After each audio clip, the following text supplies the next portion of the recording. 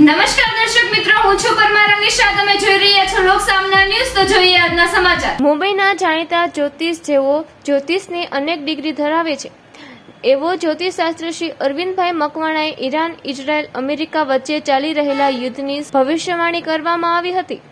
યુદ્ધની શરૂઆત થતાનો એક અઠવાડિયા પહેલા જ ભવિષ્યવાણી કરી હતી કે એક દેશના સુપ્રીમોનું મૃત્યુ થતાં યુદ્ધ વધુ તેજ બનશે. આગળ શું ભવિષ્યવાણી અરવિંદભાઈની, ચાલો જાણીએ. હું લોક સામના ચેનલથી બોલી રહી છું, રિપોર્ટર. આજે આપણે અહીંયા મળવાના છે અરવિંદભાઈ મકવાણાને, જે આપણને આજે આપણા જોડે વાતો શેર કરવા માંગે છે, જે પોતે એક એસ્ટ્રોલોજર છે અને લગભગ 10 વર્ષથી એક જે ખોડિયાર ટ્રસ્ટ નામનું એક સંસ્થા ચલાવે છે, જે ગુજરાતમાં છે, જેમાં દર વર્ષે બધી બચ્ચાઓ માટે કિતાબો અને બુક્સ ને બધું આપે છે. ચાલે આપણે જોઈએ અરવિંદ મકવાણા શું કહેવા માંગે છે. તમે શું કહેવા માંગો છો અરવિંદભાઈ? જય ખોડિયાર. હું કુળદેવી મારી કૃપાથી આજ રોજ બોલવા માંગુ છું. હું એસ્ટ્રોલોજર છું, પણ નક્ષત્ર છે કુંડલીને એ પ્રમાણે બોલવા નથી માગતો. મને માતાજીના જે સંકેત મળ્યા છે એ બાબતથી હું બોલવા માગું છું, અને મને જે સંકેત મળ્યા છે માતાજી આપ્યા છે મારા કુળદેવીએ, એ પ્રમાણે વોર બાબત હું જણાવવા માગું છું આજે. સો અરવિંદભાઈ, તમે જે અત્યારે હાલમાં વોર ચાલી રહ્યો છે એના નિમિત્તે તમે શું કહેવા માંગો છો? શું આગાહી તમે પહેલા કરી હતી? તમે આ વોર માટે હું કહેવા માંગુ છું કે લાસ્ટ વીકમાં મારો ફેમિલી ફ્રેન્ડ રાકેશને મળેલો, એમને મેં કીધેલું કે વોર થવાનું છે, તો નેક્સ્ટ વીકમાં જ વોર ચાલુ થઈ ગયું. અચ્છા, એટલે તમે વોર ચાલુ થયો એ પહેલા 1 વીક પહેલા તમે આગાહી કરી દીધેલી હતી અને પછી તમે ન્યૂઝમાં જોયું કે આ બધે વોર ચાલુ થઈ ગયા છે. અચ્છા અરવિંદભાઈ, ઈરાનનો જ્યારે વોર થયો હતો ત્યારે આપણે જોયું કે ખુમાની અને એમના ફેમિલી, જે ત્યાંના સુપ્રીમ લીડર હતા, એ બધાની ડેથ થઈ ગઈ છે ઘણા લોકોની. તો એ વિશે તમે શું કહેવા માંગો છો? તો આ વિશે હું કહેવા માંગુ છું કે સેકન્ડ ડે 1 માર્ચમાં મારા ફ્રેન્ડ સર્કલમાં બધાને મેં મેસેજ નાખી દીધો કે આ બહુ ખતરનાક કાવતરું કર્યું છે, એના આખા ફેમિલીને ઉડાવી દીધો, તો યુએસ વાળાને એનો બદલો મળશે. યુએસના કે ઇઝરાયલના પીએમનું બી ડેથ થશે એવી મેં આગાહી મારા ફ્રેન્ડ સર્કલમાં નાખી દીધી. એ within a short time US કે ઇઝરાયલના કોઈ બી પીએમનું ડેથ થવાનું જ છે. ઇઝરાયલ કે યુએસના પીએમનું ડેથ થશે, કારણ કે ઈરાન એનો પૂરો બદલો લેવા માગે છે. ઈરાનના એટેક ચાલુ થઈ ગયા છે આજે નહીતર કાલે. એ ભલે અંડરગ્રાઉન્ડ છૂટી ગયો છે તો બી એ લોકો બેમાંથી એકનું તો ડેથ થવાનું છે 100%. તો અરવિંદભાઈ, આ જે વોર ચાલી રહ્યો છે હજુ બી હાલમાં, એના વિશે તમે શું કહેવા માંગો છો? કેટલો લાંબો ચાલશે હજુ? આ વોર માટે હું કહેવા માંગુ છું કે વોર ઘણું લાંબુ ચાલશે. 90, 180 ડેઝ, 360 ડેઝ, 420, 555 આ વોર ઘણું લાંબુ ચાલશે. અને ઈરાન બધા દેશો પર એટેક કરે છે. એ મરણીઓ થતાં બી બીજાને મારીને મળશે. એ મારવાની પાછળ પાગલ બની ગયો છે, એટલે ઈરાન છે ને બીજાને બી ઉડાવવા માંગે છે. આવું મારું કહેવું છે કે હજુ વોર લાંબુ ચાલશે ને ઈરાન બી કોઈને છોડશે ને, એ મળશે ને બીજાને મારીને જશે. આવું મારું. તો તમે આ વોર પછી ઇન્ડિયાનું ફ્યુચર શું હશે, શું કહેવા માંગો છો તમે? આ વોર પછી ઇન્ડિયાની હાલત ઘણી સુધરશે. ઇન્ડિયાનો ઉદય થશે, ઇન્ડિયાનું વર્લ્ડમાં નામ થશે. આ વોર પછી છે ને બધા દેશ અંદર મારીને કપાઈ જશે ને ખલાસ થઈ જવાના છે. એટલે બધા યુરોપ ને દુબઈ કન્ટ્રીને બધું ઘણી મુશ્કેલી આવવાની છે, ખાના ખરબી થવાની છે ને બહુ બધાને પ્રોબ્લેમ થશે.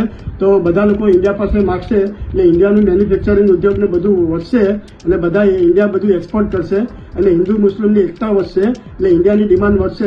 બધી જ વસ્તુ ઇન્ડિયામાં થાય છે અને મોદી સાહેબ આના માટે બહુ મહેનત કરશે ને ઇન્ડિયાવાળા છે ને બધા દેશોને એક્સપોર્ટ કરશે ને મદદ કરશે. વોર થઈ ગયા પછી ખાના ખરાબી થશે ને એના માટે દવા દારૂ ને અનાજનો ફૂડ ના બધો જ સામાન ઇન્ડિયા તરફથી જ જવાનો છે. પેટ્રોલ વિશે તમારે શું કહેવું છે? હવે વોર પછી પેટ્રોલની શું હાલત થશે, શું સિચ્યુએશન લાગે છે? જિજ્ઞાબેન, વોર માટેની પછી રિઝલ્ટ કહેવા માંગુ છું કે પેટ્રોલ 50% ઓછું થઈ જશે. પેટ્રોલનો બહુ કાપ આવી જશે.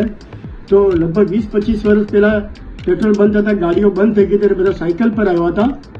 એમ હું કહેવા માંગુ છું કે મોદી સાહેબનું જે બર્થડે આવે છે 17 જુલાઈમાં, ત્યારે મોદી સાહેબ એવું આગાહી કરશે કે આખા ફેમિલીમાં એક જ કાર ચાલશે. આખા ફેમિલીમાં અલગ બધાની કાર એ નહીં ચાલે. અંબાની, અદાની, ટાટા, બિરલા કોઈ બી હોય ને બધા ફેમિલીની એક કાર નહીં હોય. આખા ફેમિલી એક જ કાર હશે. પેટ્રોલનું બી રેસ્ટિંગ આવી જશે. અને પેટ્રોલ ક્યાં આપવામાં આવશે? પેટ્રોલનું બી રેસ્ટિંગ થઈ જશે. એમ્બ્યુલન્સ, હોસ્પિટલ, ફૂડ આ માટે જ પેટ્રોલ આપશે ગવર્મેન્ટ. એટલે પેટ્રોલ બી બંધ થઈ જશે અને 50% કાપ આપવાનો છે. એટલે મોદી સાહેબ અત્યારથી આની તૈયારી કરશે અને ઘરમાં 5 જણા હોય તો 5 ગાડી અલગ હોય તો એ બધું બંધ થઈ જશે. તો તમે એમ કહેવા માંગો છો કે હવે પેટ્રોલની શોર્ટેજ થઈ જશે અને પેટ્રોલના બી રેટ્સ વધશે, જેના કારણે બધા ફેમિલી વાળા એફોર્ડ નહીં કરી શકે, પેટ્રોલનું શોર્ટકટ થશે, રેટ્સ વધશે અને બધા લોકો ઓછામાં ઓછા લોકો ગાડીને કે વેહિકલને એફોર્ડ કરી શકશે. એટલે બધા લોકો પહેલાના જેમ સાયકલ પર આવી જશે કે મતલબ એક એન્વાયરમેન્ટમાં બી ચેન્જીસ આવશે અને પેટ્રોલની બચત કેવી રીતે કરવાની એ બધો પ્રોગ્રામ કે આયોજન મોદી સરકાર બનાવશે. બરાબર. તો અરવિંદભાઈ, તમે આજે ખાસ કરીને અહીંયા મોદીજીના કુંડલી વિશે બી કંઈ બોલવા માંગો છો, તો આ તમે જે કુંડલી લઈને બેઠા છો, હું જોઈ શકું છું તમે મોદી સાહેબની કુંડલી બનાવી છે, તો તમે આ વિશે શું કહેવા માંગો છો? હા, બોલો. મોદી સાહેબની વૃશ્ચિક લગ્નની કુંડલી છે. લગ્નનો માલિક મંગળ લગ્નમાં જ બેઠો છે અને સાથે ચંદ્ર છે. એ ચંદ્ર મંગળનો લક્ષ્મીનારાયણ યોગ થાય છે. એટલે મોદી કરોડપતિ છે. મોદી પાસે પૈસા જ ખાલી નથી થવાના. અને ચોથે ગુરુ છે અને 10મે શનિ છે. એટલે મોદી સાહેબ સાચું જ કામ કરે છે. એટલે એની પાસે પૈસા બહુ હશે. એટલે આ વોર પછી બધી દુનિયામાં દવા, દારૂ, ફૂડ ને દવા ને બધું આપવાના છે, એક્સપોર્ટ કરવાના છે, બધા દેશોને મદદ કરવાના છે. એની પાસે રૂપિયા ખોટવાના જ નથી. મોદીની કુંડલી એવું બોલે છે કે 2027 સુધી એ રહેવાના છે અને આ બધાને હેલ્પ કરવાની, બધા દેશોને, બધા કન્ટ્રીને હેલ્પ કરવાની. ચંદ્રમગરનો લક્ષ્મીનારાયણ યોગ થાય છે. બીજું શું કહી રહ્યા હતા તમે મોદીજી વિશે? હું મોદીજી વિશે કહેવા માંગુ છું કે એમનો જે બર્થડે આવે છે 17 જુલાઈમાં, એટલે 2027ની વાત કરું છું. મોદી સાહેબ છે ને આ વોર પછી 10 વર્ષનો કોન્ટ્રાક્ટ લેશે. યુરોપ, દુબઈ, ગલ્ફ કન્ટ્રીનો બધો આપણને કોન્ટ્રાક્ટ મળશે. કારણ કે યુરોપ ને દુબઈ ને જેટલા બધા કન્ટ્રી છે એ બધા ખલાસને બરબાદ થઈ જવાના છે. એટલે એનો કોન્ટ્રાક્ટ આપણને ઇન્ડિયાને મળશે. એટલે ઇન્ડિયામાં બધો બિઝનેસ ને મેન્યુફેક્ચરિંગ બહુ વધી જશે ને ઇન્ડિયાથી બધું એક્સપોર્ટ થવાનું છે. એટલે ઇન્ડિયામાં 24 કલાક લોકોને કામ મળશે. એટલે ઇન્ડિયામાં બેકારી નહીં આવે, ઇન્ડિયાની ડિમાન્ડ વધશે અને ઇન્ડિયા નંબર 1 પર આવશે. એટલું જ કહેવા માંગુ છું. જય ખોડિયાર. તો આજે આપણે સાંભળ્યું, તો આજે આપણે મુલાકાત કરી અરવિંદ મકવાનાજી જે એક એસ્ટ્રોલોજર છે, તો આપણે એમની વાતો સાંભળી. તો તમારું કહેવું એમ છે, અગર આપણે જોવા જઈએ તો જે વોરની સિચ્યુએશન છે એના પછી પેટ્રોલમાં બી ઉતાર ચઢાવ બહુ આવશે, રેટ્સ વધી જવાના છે અને મોદીજી સરકાર જે છે એ નેક્સ્ટ યરમાં 27માં એવું કોન્ટ્રાક્ટ સાઇન કરશે જેનાથી બધા કન્ટ્રીઝને મોદી સરકાર સપોર્ટ કરશે.